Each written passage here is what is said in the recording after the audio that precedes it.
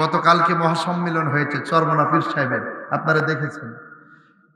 এই চরমোনা পীর সাহেব হুজুর এর নেতৃত্বে, ইসলামী আন্দোলনের নেতৃত্বে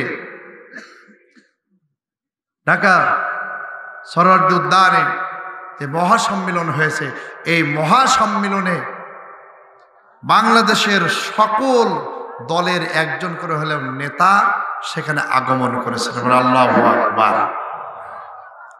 আওয়ামী লীগের তথ্যমন্ত্রী ছিলেন হাসান মাহমুদ সাহেব, বিএনপির একজন নেতা ছিলেন, জাতীয় পার্টিরও একজন নেতা ছিলেন, চরমোনায়ের পীর সাহেব ছিলেন, আমিরুল মুজাহিদিন ছিলেন, নাইবে আমির ছিলেন, আরো অনেক উলামায়ে কেরাম ছিলেন। তিনারা চাচ্ছিলেন এটাই যে সকল দল মত নির্বিশেষে সকলে যেন ঐক্যবদ্ধ হয়ে আল্লাহর কোরআনের পক্ষে আসে। চিৎকার দিয়ে বলেন আল্লাহু আকবার, আরো জোরে বলেন আল্লাহু আকবার। এটা ভালো গুণ না খারাপ গুণ? আর আওয়াজ করে বলেন ভালো গুণ না খারাপ গুণ? এবং এ কথাই বলেছেন আমাদের বর্তমান তথ্যমন্ত্রী, তিনি কথা বলেছিলেন যে আমরা শুধু সমালোচনা করি। ওই কিসের সমালোচনা করি? যেগুলো আমাদের ত্রুটি সেগুলো সমালোচনা আমরা করি, কিন্তু মাননীয় প্রধানমন্ত্রীর যে অগণিত অসংখ্য ভালো দিক আছে এগুলো কিন্তু আমরা কেউ আলোচনা করি না, প্রশংসাও করি না। আমরাও একথা বলি যে এইটা ভালো করেছে সেটাকে আমরা ভালোই বলবো, কথা বলেন ঠিক কিনা? কিন্তু যেটা মন্দ সেটাকে আমরা মন্দই বলবো, কথা বলেন ঠিক কিনা? এতটাই বেশি হাদিসের মধ্যে এসেছে ওমর যেই পথ দিয়ে একবার হেঁটেছেন ওই পথ দিয়ে শয়তান 40 দিন যায় না। সুবহানাল্লাহ বলে। যেই পথ দিয়ে হযরত ওমর গেছে ওই পথে শয়তান 40 দিন যায় না। আজকের পৃথিবীতেও যদি ওমরের মতন একজন মানুষ আবারও আল্লাহ পাঠিয়ে দিতেন, আজকের পৃথিবীর পরিবর্তন আবারও হয়ে যেত, কথা বলেন ঠিক কিনা? আমরা চাই আল্লাহর কাছে দোয়া করি যেন মুসলমানদেরকে ঐক্যবদ্ধ হওয়ার সুযোগ করে দেন, বলেন আমিন। সকল আলেম ওলামাকে এক হওয়ার সুযোগ করে দেন, বলেন আমিন। কারণ সকল সম্পদ মুসলমানদের হাতে আল্লাহ দিয়েছেন। তেলের সম্পদ সৌদি আরবে, স্বর্ণের সম্পদ সৌদি আরবে আছে না নাই? বাংলাদেশের সম্পদের অভাব নেই, কয়লার সম্পদ আছে, গ্যাসের সম্পদ আছে, আছে না নাই? পাথরের সম্পদ আছে, মৎস্যের সম্পদ আছে। এত সম্পদ মুসলমানদেরকে আল্লাহ দিয়েছেন যা কাফের মুশরিককে আল্লাহ দেন নাই। দিয়েছেন? হ্যাঁ, দেন নাই। কিন্তু তারপরে মুসলমান মার খায় কেন? মুসলমান মার খাওয়ার কারণ হলো মুসলমান একে অপরের সাথে মিল নেই। 2 নম্বরে এই মুসলমান টাকার কাছে বিক্রি হয়ে বাতিলের কাছে পা চাটে, কথা বলেন। মুসলমান বাতিলের কাছে বিক্রি হয়, টাকার বিনিময়ে পা চাটে। এই পা চাটার কারণে আজকে অমুসলিমরা মুসলমানদের উপরে চোখ রাঙ্গা করে কথা বলে। এই মুসলমান যদি বাতিলের কাছে টাকার বিনিময়ে যদি বিক্রি না হয়, কোনো খ্রিস্টানের দাদার শক্তি নাই, কোনো অমুসলিমের দাদার শক্তি নাই মুসলমানদের দিকে চোখ রাঙ্গা করে তাকানো। বাংলাদেশে বহুত হুজুর ক্ষমতা পাওয়ার জন্য বিক্রি হয়ে বসে আছে, আছে না নাই? আজ করে বলেন আছে না নাই? চেয়ার যাতে না নড়ে এই জন্য টাকার কাছে বিক্রি হয়ে গেছে। কে ভাই, আমরা আলেম ওলামা কেন বিক্রি হতে হবে? আমরা যতদিন বাঁচবো আল্লাহর কোরআনটি নিয়ে বাঁচতে চাই, কথা বলেন ঠিক কিনা? মরবো যখন আল্লাহর কোরআনটাই বুকে নিয়ে মরতে চাই, কথা বলেন ঠিক কিনা? আল্লাহ পাক আমাদের সকলকে বোঝার তৌফিক দান করুন, বলেন আমিন। ভাইরা আমার, বন্ধুরা আমার, হযরত ওমর রাদিয়াল্লাহু তাআলা আনহু ছিলেন একজন রাগী মানুষ। রাগী মানুষ হওয়ার কারণে হযরত ওমর বললেন, মুসালাবা তুমি তাড়াতাড়ি করে আমার সামনে থেকে বের হয়ে যাও। যদি এই মুহূর্তে আমার সামনে থেকে বের না হয়ে যাও, এই যে তরবারি দেখতেছো, এই তরবারি দিয়ে কিন্তু তোমাকে আমি হত্যা করে ফেলবো, তোমার ঘাড়ের উপরে মেরে তোমার ঘাড়টা 2 টুকরো করে ফেলবো। হযরত সাহাবা চলে আসলাম, হযরত উসমানের কাছে গেলেন। হযরত উসমান ডাক দিয়ে বললেন, ও সাহাবা, তোমার জীবনের গুনাহ আল্লাহ ক্ষমা করবে কি করবে না এটা আল্লাহ জানে, আমরা জানি না। ওখান থেকে যখন বের হয়ে চলে আসলেন, বের হয়ে হযরত সাঈদ রাদিয়াল্লাহু তাআলা আনহুকে ডাক দিয়ে বললেন, ও ভাই সাঈদ, আমি বুঝতে পেরেছি আকাশের নিচে জমিনের উপরে আমার থেকে বড় গুনাহগার আর কেউ না। সুতরাং চলো যাই, আল্লাহ রসুল যেহেতু এখনো জীবিত আছে, নবীর দরবারে যায়। আল্লাহ রসুল আমার ব্যাপারে কোনো ফাইসালা করে কি করেন? জিকির করে লা ইলাহা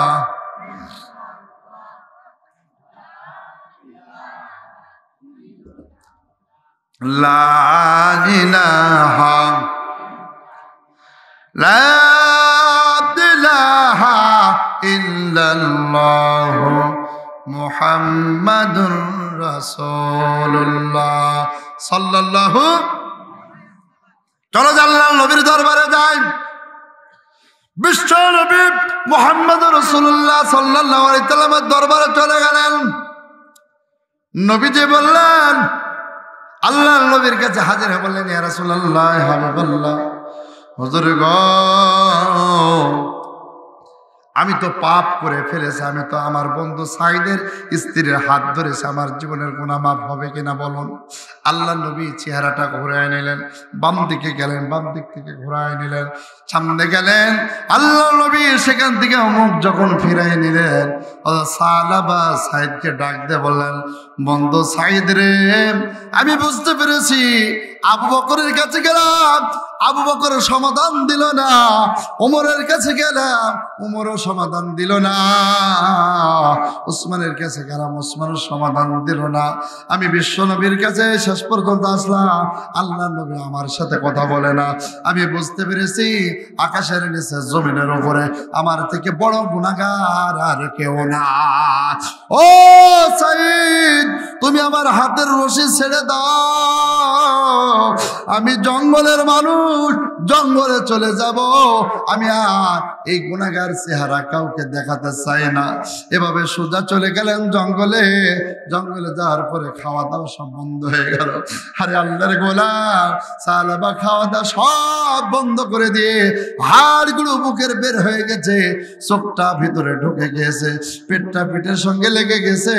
গাছের নিচে ডাক দিয়ে বলে, আল্লাহ রে, তুমি আমারে ক্ষমা করে দাও, তুমি আমারে ক্ষমা করে দাও।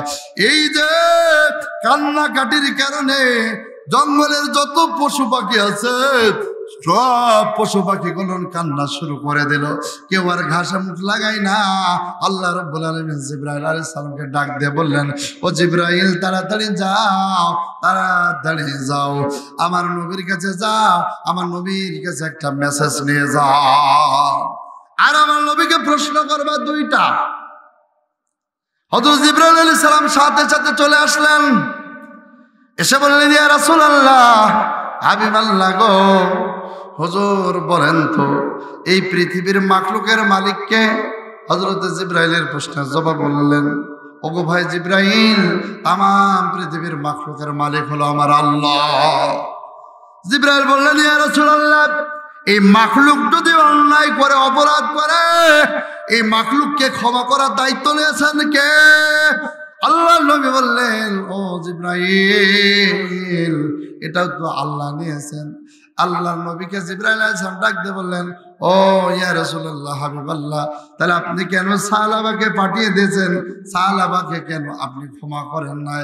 আল্লাহ রাব্বুল আলামিন সূরা আল ইমরানের 135 নম্বর মেসেজটা পাঠিয়ে দিলেন, আয়াতে কারিমাটা পাঠিয়ে দিয়ে বললেন, ও নবী শুনে নিন, ওয়াল্লাযীনা ফাআলু ফাহিশাতান আও যালামু আনফুসাহুম যাকারুল্লাহ ফাস্তাগফারু লিযুনুবিহিম ওয়া মান ইয়াগফিরুদ যুনুবা ইল্লাল্লাহ ওয়া লাম ইসরু আলা মা ফাআলু ওয়া হুম ইয়ালামুন।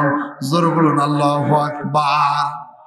জিবরাইল ডাক দিয়ে বলেন, ইয়া রাসূলুল্লাহ, হাবিবাল্লাহ, আল্লাহ তো এই মেসেজ পাঠিয়েছে, এই মেসেজটা আপনি নেন।